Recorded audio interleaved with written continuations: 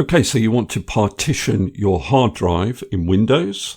First step is to right click on the Start button, bottom left of your screen, and then in the menu choose Disk Management.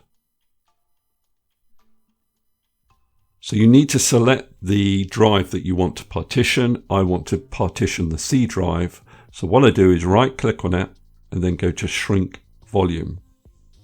Now it may take some time to shrink the volume, so please wait. So your next step is to decide what size you want this partition to be.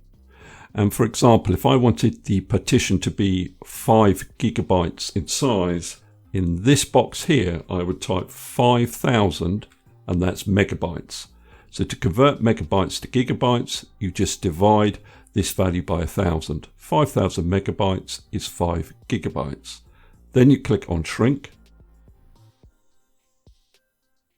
And you'll see here you have the unallocated partition on your hard drive. So now you need to allocate it. So you right click on it and go to New Simple Volume. Click on Next in the wizard and then Next again. And you need to assign a drive letter to the partition. So by default, it's selected F for me. I'm happy with that, but you can choose any of these letters from this drop-down list.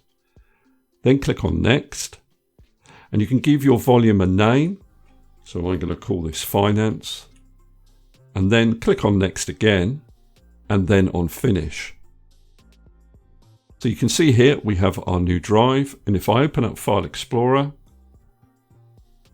and scroll down to this PC, I can see my new Finance drive with about 5 gigabytes of disk space. Okay, that's all I wanted to cover in this particular video. Hopefully that's useful.